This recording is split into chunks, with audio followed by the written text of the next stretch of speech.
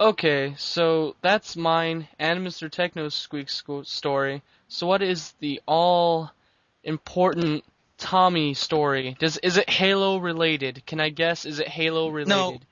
no, it is not Halo related. All right. I mean, there's some Halo stuff, but I won't mention it. No, I am going to mention the Gears of War 3 beta.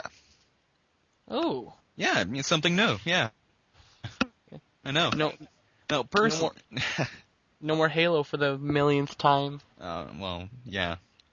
Well, I mean, I have my inclement weather, so, I finally reached my goal, all right? I'm happy.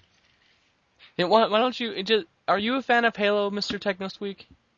Um, Not really. I'm a fan of the first one. Okay. So because I'm sure you don't know, Tommy, why don't you tell him about your inclement weather, what you had to do to get this, and just a little bit about it before you tell us about the Gears of War 3 beta. Okay, well, in Halo Reach, you can buy armor effects. And one of the armor effects is inclement weather. Now, inclement weather is a little thundercloud on your shoulders, and lightning shoots out of your body. Effect, it does nothing to your character. And to buy the inclement weather, you need 2 million credits. Now, that's the most expensive thing in the game, and it took me 5 months and 2 days to item. So yeah. Isn't that just ridiculous, Mr. Techno Squeak? Uh, yeah, I would classify that as that. It's cool. anyway, anyway, go ahead with your story, man. Okay, well, we know that the Gears beta has come out this week, especially for everyone. Mhm. A couple of weeks back, it was only exclusive for the limited edition of what darn it of that game, Bulletstorm. Bulletstorm. No, Thank you. Yeah, was it Bulletstorm? yeah, Bulletstorm. Yeah. Cool. So right now, my brother is playing it as we speak right now, and he is a huge, huge fan of the Gears multiplayer. Now, I know in the past, Gears of War 2's multiplayer suffered big time, and so they're having them to make that up to correct their mistakes. And I think that's a smart move on them. I mean, they're copying Halo, when Halo 3 and Halo Reach did the beta.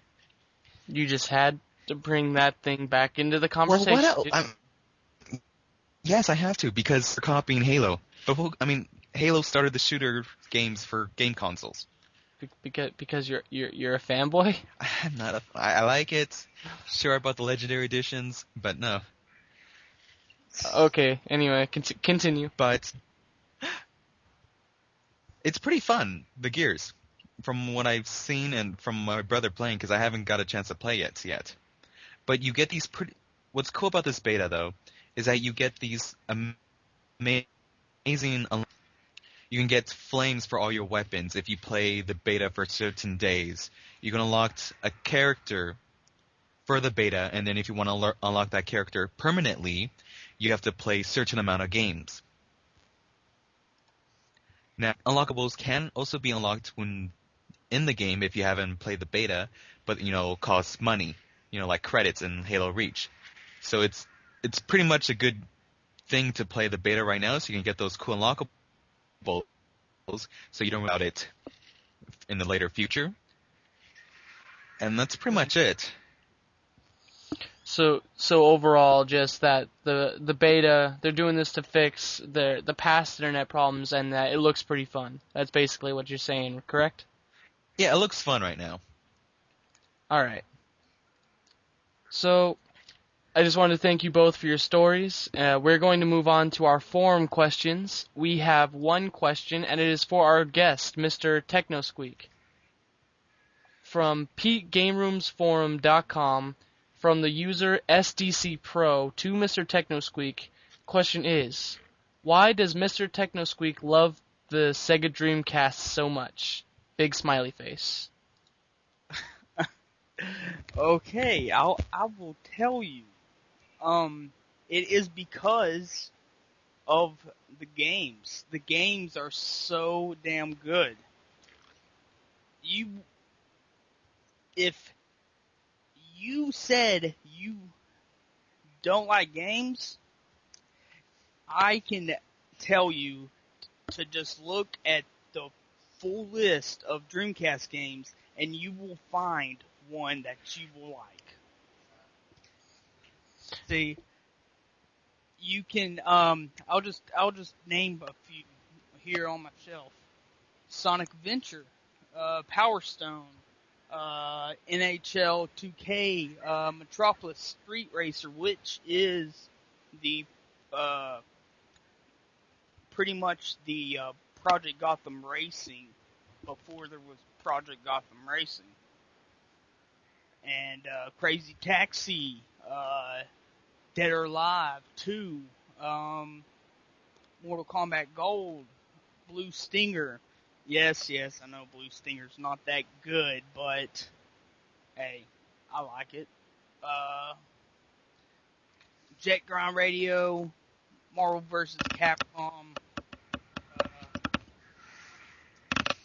Grandia 2, and one of my favorites, Skies of Arcadia, which you can also get on GameCube. So pretty much, you think that there is a game for everybody on the Sega Dreamcast. Yeah. Well, that is definitely a reason why someone should like the Dreamcast. Now, I gotta say, through my limited experience through a Dreamcast, because when I was younger, my mom, she came home with the Sega Dreamcast for me, and she's like, "Surprise, here's a Dreamcast." And I said, "Mom, I don't want a Dreamcast. Go trade it in so I can have a Nintendo 64.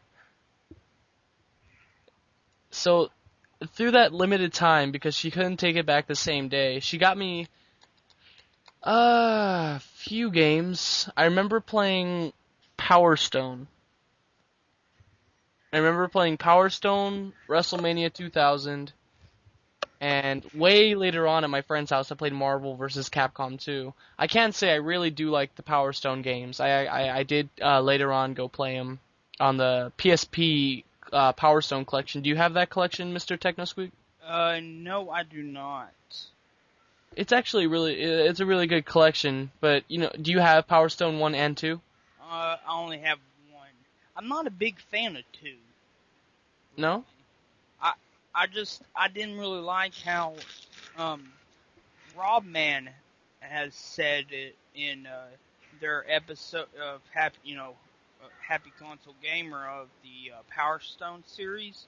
Mm-hmm. And it's more like you don't have to be good at fighting, you just have to be good at, like, jumping and, like, in Power Stone 2, the stage, like, moves, and you have to keep up with the camera.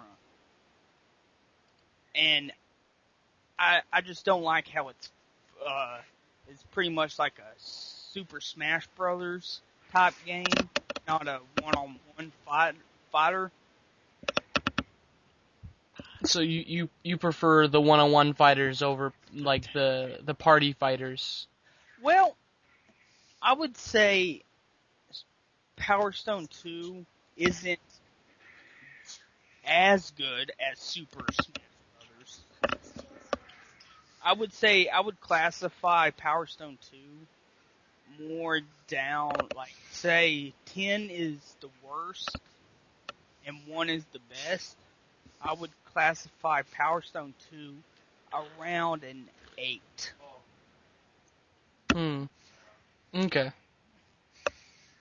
Okay.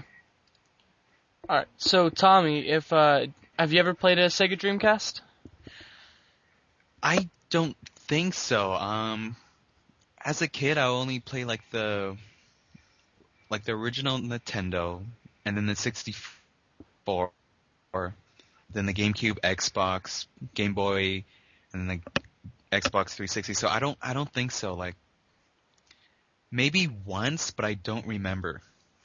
It wasn't a very memorable experience because you haven't really played. You've never had a Sega system. I have the Sega Game Gear. I still have that. Like, Okay. I play the Power Rangers one every now and then for good old memories. Okay. I remember seeing the Dreamcast for the first time. It was heartwarming because see, I never knew about the Saturn back in the day because I didn't, read up on gaming magazines or whatever. I just knew of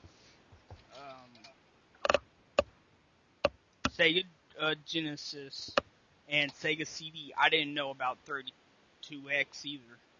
And I thought, after CD, it was Dreamcast. Hmm. Well, so there you go, Mr. SDC Pro. He answered your question, and we all answered it, and then some. So I hope you enjoyed.